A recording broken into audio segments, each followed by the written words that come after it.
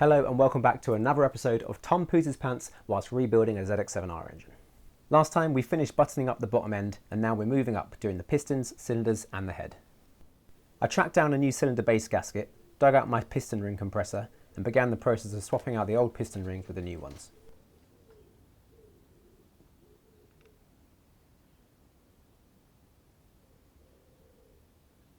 I covered this stuff in way more detail in episode 7, but the top and middle rings differ and need to go in the right place and the right way around.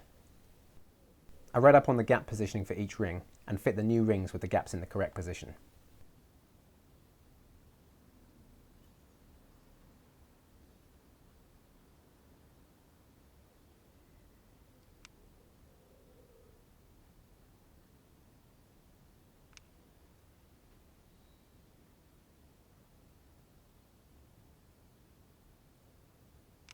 You're supposed to use new snap rings on the gudgeon pins, so I broke out a new set to fit. It was easier to have the pin in place to help guide the snap rings into their grooves, so I lubed up and inserted the pin all the way through.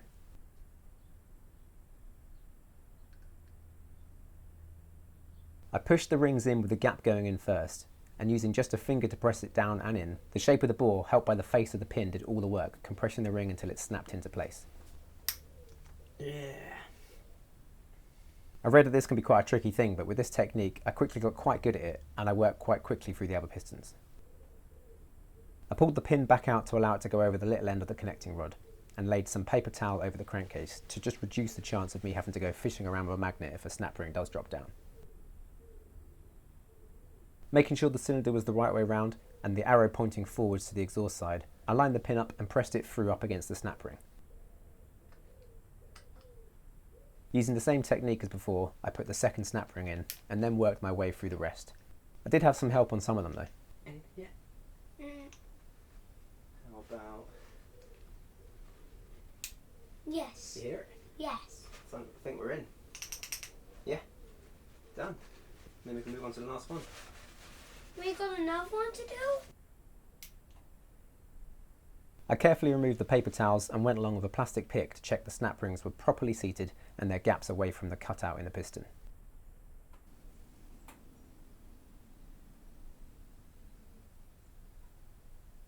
Then I checked the ring gaps were in the right place still, and then psyched myself up for the next step. So this is the part I've been nervously excited about, sliding the cylinders down over the pistons and rings without snagging anything. But I have done quite a bit of research looking into the recommended techniques, getting tips and advice on how to make this slightly easier. So there's nothing really for me left to do but to get my hands oily and go for it. I picked up some spare head bolts. I cut the heads off 4 and spanned them into the threads in 4 corners of the crankcase. This will help keep the cylinders square as they go down. I got the new base gasket out and ready to go on. I'd read that back in the day, a lot of people got rid of this to reduce the height of the combustion chamber, boosting compression slightly, but I won't be doing that today. I dug out the 2 locating dowels, gave them a rub in engine oil, and dropped them into their holes on the crankcase.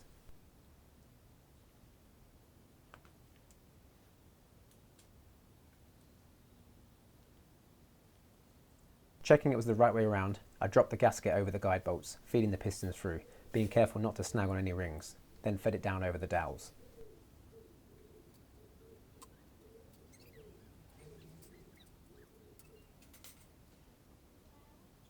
I did my best to drizzle engine oil over the rings and in the grooves to reduce the chance of snagging.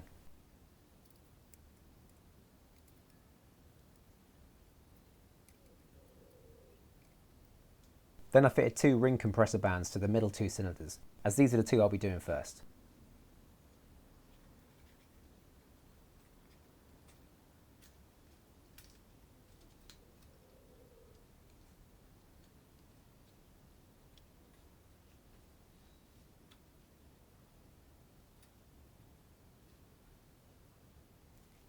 I used the cam chain to rotate the crankshaft so the middle 2 pistons were up top dead centre, then lowered the block down over the guide bolts.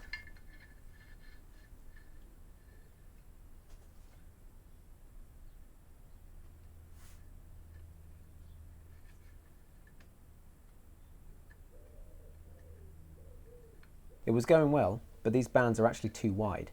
They bottomed out on the crankcase before the bottom rings were fully inside the chamfered edge of the cylinder wall. So the next technique was to finger them in manually. I used a small wooden block to brace the pistons from below, and the weight of the cylinder block applied downward force. This left both my hands free to finger the rings in. It was still a struggle to get them all down at the same time, so I figured I'd try another technique, using wide cable ties to compress the rings. These worked well at first, with the top and middle rings going in well, but the bottom oil rings would snag on the ridge line of the cable tie and pull out the groove. At this point I took a bit of a break. I had a cup of tea and a head scratch and decided that actually reverting to that manual technique with my hands and fingers was the best way to really be sure that I wasn't snagging anything, and maybe I can just persevere and see how I get on. So with a bit more confidence that things were in the right place, I applied a bit more force and wiggled back and forth.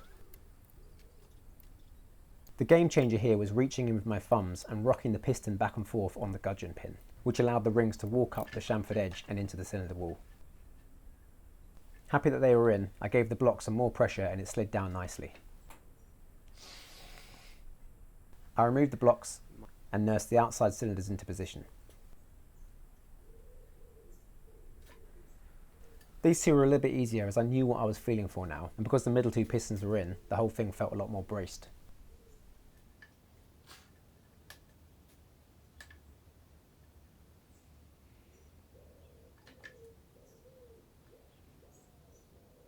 I gave everything a visual check to confirm everything was ready, checked the gasket was positioned, and encouraged them down with the rubber mallet.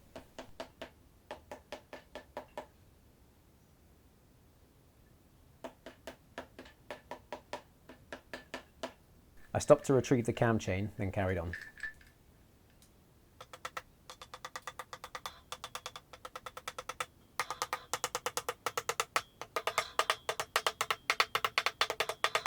These bolts worked really well. It was just an incomplete set from a breakers, although at a pinch the right size threaded bar would probably work.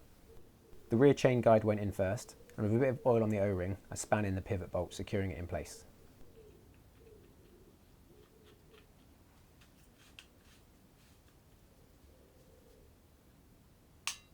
With that torqued up and the guide moving freely, I fitted the two locating dowels for the cylinder head.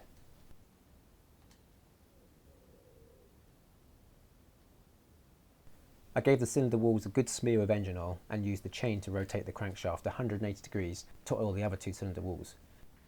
And I was quite happy to feel it all span very smoothly.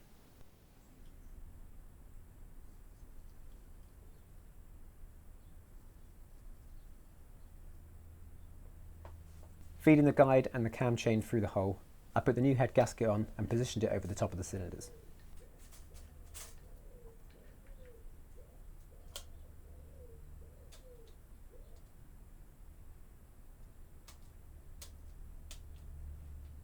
I put a cable tie on the cam chain to stop it falling back through and fed it through the slot in the cylinder head.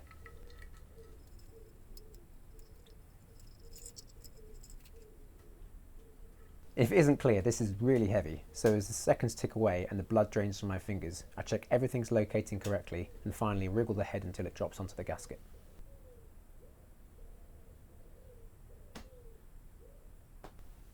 Then I begin spinning the head bolts in, starting with the small ones on the right hand side. I got a replacement for that one head bolt that had rusted and dropped the rest down into their correct locations. These vary in length, so keeping them in the cardboard template really helped.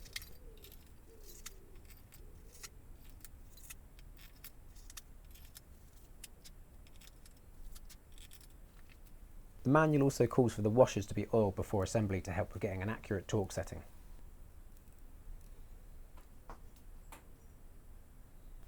The torque sequence is similar to the crankcase, with a prescribed sequence order and 2 stages of torque.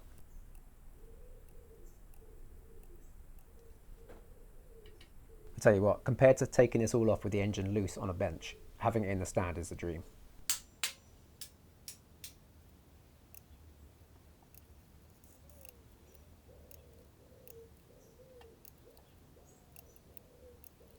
Finally, the smaller two on the right hand side have their own torque setting, and that is the head on.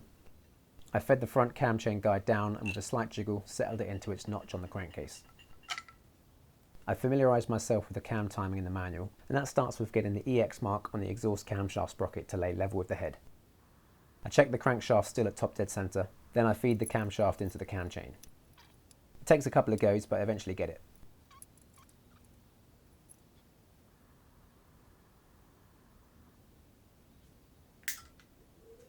Next up, I need to count 26 pins from the pin directly above that EX line and mark it with a red marker.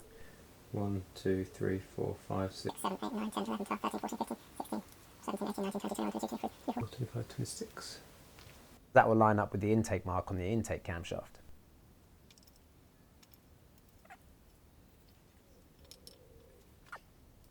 Next, I fit the half moon clips on the bearings and give the camshaft journals and lobes a dab of lube.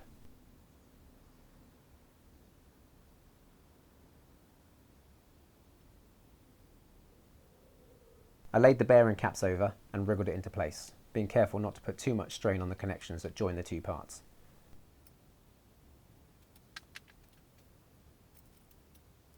Now I had to get the oil feed pipe, the 4 tubes that feed air to the exhaust ports for the clean air system, as well as checking the half moon clips were locating properly before I can begin really winding it all down. It's important this goes on evenly, as damage to these caps would likely require a whole new head, as like penguins, cylinder heads and cam caps mate for life.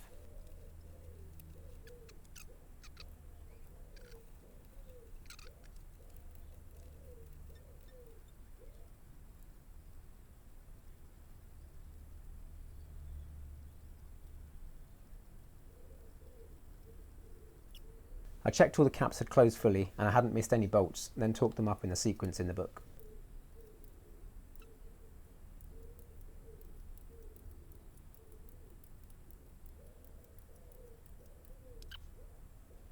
I applied tension to the chain guide with a wooden dowel through the tensioner hole and checked that the timing mark matched the position in the book. All good? I fit a new O-ring on the cam change tensioner, made sure the plunger was all the way in and pushed it in its hole.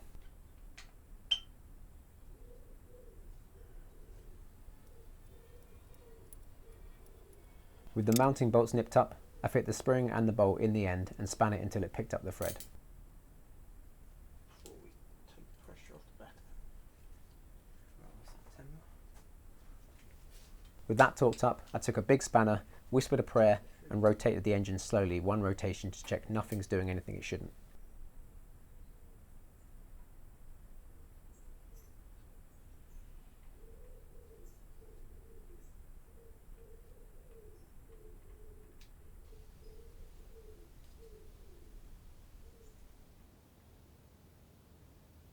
One rotation.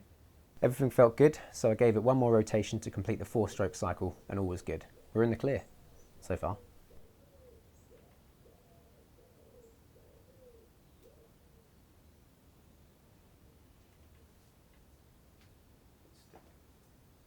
For a bit of a visual aid, I stuck some cable ties down the spark plug holes so you can see the motion of the cylinders as I turn the engine.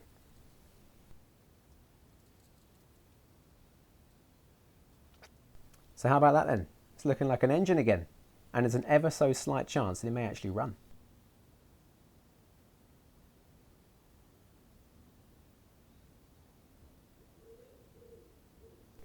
So while the engine's still in the stand, I'm going to do the valve clearances next, and then I can get this bad boy back in the frame.